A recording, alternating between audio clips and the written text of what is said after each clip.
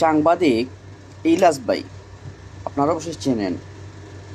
আমি জানি না ওনার মাথায় কি যে কি কি বিষয় আসে, আর উনি এসব তত্ত্বগুলা আর কোথা থেকে যে হাসিল করে। এমন তো নয় যে বিএনপির এগুলা নেতাকর্মীরা একচ্ছত্রভাবে ওনাদেরকে হায়ার করছে। হ্যাঁ, এটা তো হতে পারে, হায়ার না করলেও কিন্তু বিএনপির পক্ষে কথা বলার এখতিয়ার আছে।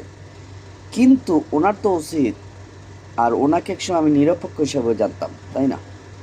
ওনাকে এতটুকু জানতাম আওয়ামী লীগ ফেসিবাদীর বিরুদ্ধে উনি অবস্থান নিয়েছেন, কিন্তু আমি দেখলাম এখন একচ্ছত্রভাবে বিএনপির পক্ষে অবস্থান নিয়েছেন। আমি সাংবাদিক ইলিয়াস ভাইকে উদ্দেশ্য করে বলছি, আপনি কয়েকদিন আগে জামাতের বিরুদ্ধে কথা বললেন, জামাত নাকি রয়্যাল এজেন্টকে নিয়ে আসছে। তো একসময় আমি নিজেও এটার প্রতিবাদও করছি। আসলে তো এই লোকটাকে, যাকে রয়্যাল এজেন্ট সন্দেহ করেছিল, এটা সত্যি কিনা জানি না, তবে এখানে জামাত একটা কৌশলী অবস্থানও নিয়েছে, পরে জানা গেছে এটা। কিন্তু আপনারা যে ভুল ধারণা করে পোস্ট করে স্ট্যাটাস করে মানুষেরকে বিরোধী বানিয়ে ফেলেন, আপনারা তো সাংবাদিক, তাই না?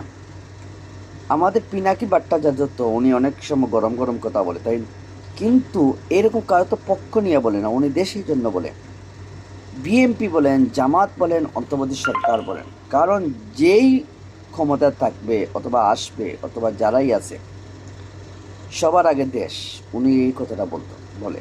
কিন্তু আপনি তো একটা দলের পক্ষে নিচ্ছেন, আপনি নির্বাচন নিয়ে বলতেছেন যে বর্তমানে সরকার আনস্টেবল একটা সরকার, স্টেবল লিস্ট একটা সরকার আসা প্রয়োজন, মানে হচ্ছে আপনি নির্বাচনের কথাই বলছেন।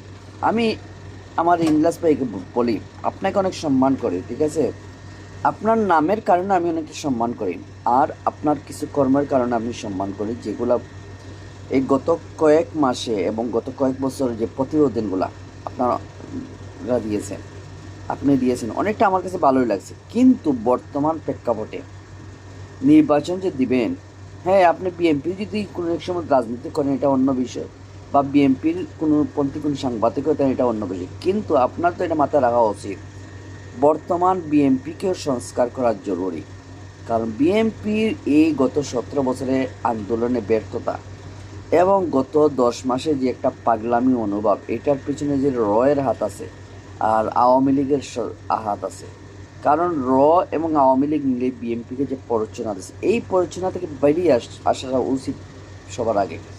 তারপরে নির্বাচন যদি দেওয়া হয়, যাতে শান্তিমতো সামনের সরকারটা দেশ পরিচালনা করে, এই ব্যবস্থা আমাদের ডক্টর ইউনূস করতেছে।